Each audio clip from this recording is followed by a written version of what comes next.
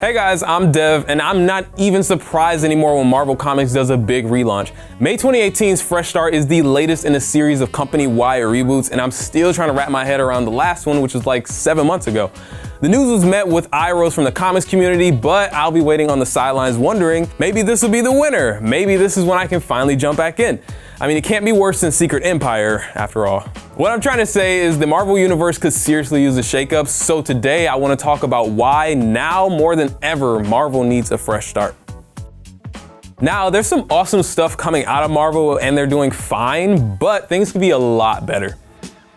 For all its success, Marvel has utterly failed in one key aspect of their business. They've never been able to translate the success of their cinematic universe into the world of comics. Marvel's top-selling book in 2017 only moved about 300,000 copies for the entire year. At the $5.99 sticker price, that's still only like $1.8 million in lifetime revenue. Math. Compare that to Black Panther, which made $400 million in 4 days. Marvel would love all of these fans to start reading comics on the regular, but after every MCU movie, book sales pretty much stay stagnant. Yeah, did you guys read the book? The flap. I read the back flap. It's on the pictures. There's a lot of reasons why. The comic industry as a whole never fully recovered from the big speculator crash in the 90s. Gimmicks like the death of Superman created a big bubble, and after it burst, the business shrank like it OD'd on pim particles. Your friendly neighborhood comic shop became the only place you could buy weekly issues, and today a lot of stores are struggling to stay afloat. Superheroes haven't been this popular since the 40s, and barely a fraction of all those fans are actually buying comics. Marvel in particular has a hard time grabbing new readers. I mean, just compare them to the distinguished competition. I know DC's movie reputation is trash, and some people, Kyle, would say unfairly, but Marvel is destroying them as far as the box office goes. I hate to bring up Black Panther again. No, I don't. But in just a few days, the movie outgrows Justice League's entire lifetime domestic take. Granted, DC is doing way better on TV, better than in theaters in fact, but Marvel heroes can't be topped right now. So how is DC even close to them in comic sales? Marvel's still usually in the lead, but it's a tighter race than it should be, given the reception of the movies. Now, DC has their own fair share of reboots, but they're slightly better at making them stick, unlike, say, Marvel Legacy. One of the many reboots the company hopes will make Earth 616 more accessible. They scrapped it 7 months in, so you can guess how that went. But if at first you don't succeed, try again. And again, and again, and again, and however many times they rebooted. Is it 7 times, 8 times now? In 2012, Marvel rebooted their entire publishing line in the aftermath of Avengers vs. X-Men. Marvel now debuted a ton of titles starring fresh new characters and bold directions for the established heroes. We got some pretty cool stuff out of it too, like Kamala Khan, Jason Aaron's Thor, and Dan Slott's Superior Spider-Man. Sales improved, critics raved, people complained, and the industry showed signs of life. Marvel now did good and the company knows it. If you don't believe me, go watch that Fresh Start hype video again and they lean on it pretty damn hard.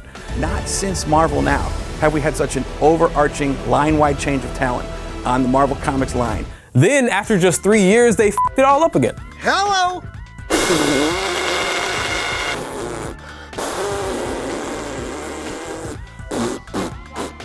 Wait. Ooh, yummy. They promoted the 2015 Secret Wars as this huge DC-style revision to their universe, but basically all it did was bring Miles Morales out of the Ultimate continuity into the main canon. You know, to get him ready for his big movie debut, which is just an animated movie. Looks good, but it's no live-action Tom Holland, I'm just saying. Hey Karen, what else can this suit do? What? Ricochet web. Ricochet web.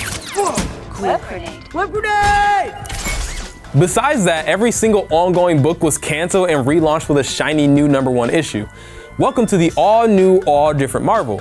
To their credit, Marvel also went out on a limb to shine a spotlight on diverse new heroes like America Chavez, Amadeus Cho, and Ironheart herself, Riri Williams, and I'm praying they give that role to Shuri from Black Panther, because that would be awesome if she could be Riri Williams. Just cut off the shoe, make her double it, make it Riri, and put her in Spider-Man, the sequel, and just make her like the Tony Stark of that universe. The all-new era made a solid stride towards representation in comics, but it wasn't without its critics, and I'm not just talking about the bigots. Some fans genuinely preferred the characters they grew up with over the new heroes. Marvel didn't handle the controversy well, to say the least. Their VP of sales was quoted saying, "People don't want any more diversity." Not a good look, and in the aftermath, the company decided to revamp again as Marvel Legacy, promising fans a return to the classic heroes. 3 of Earth's mightiest heroes.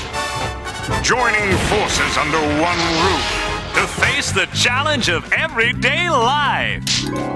Thor's gonna be a hunky guy again, Cap is gonna reclaim his shield. All those #1 issues are going back to their original numbering, which is confusing within its own right, but they all thought it was a good, perfect jumping off point.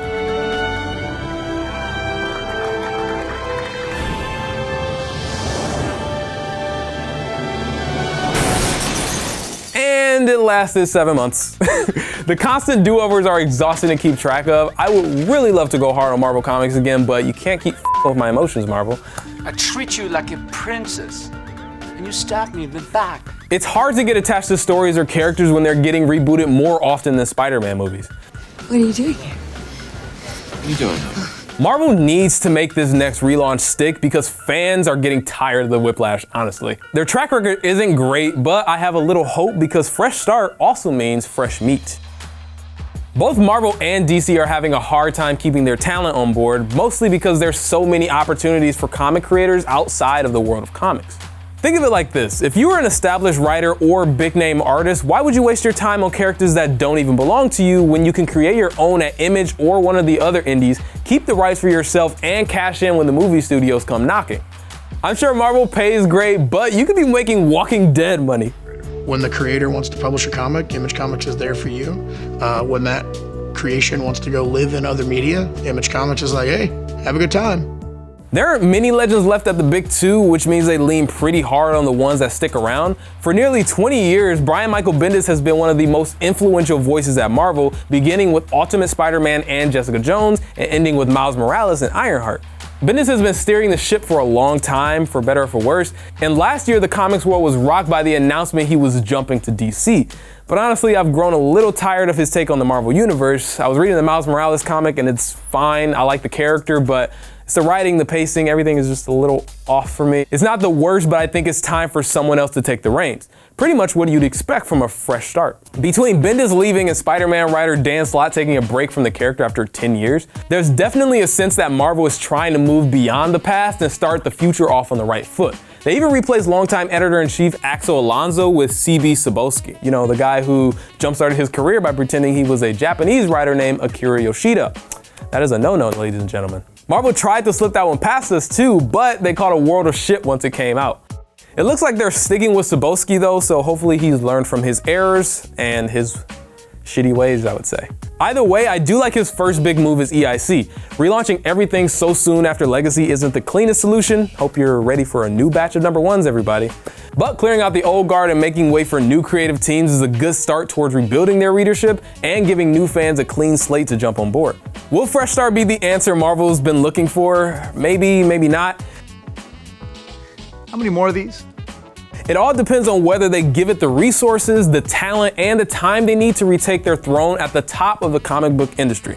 Hey guys, thank you so much for watching this video. Let us know in the comments below if you're excited for yet another comic book relaunch, especially for Marvel. And also let me know if you have faith in the new EIC and if he's gonna be like the Kevin Feige of this universe or an Amy Pascal. Shade.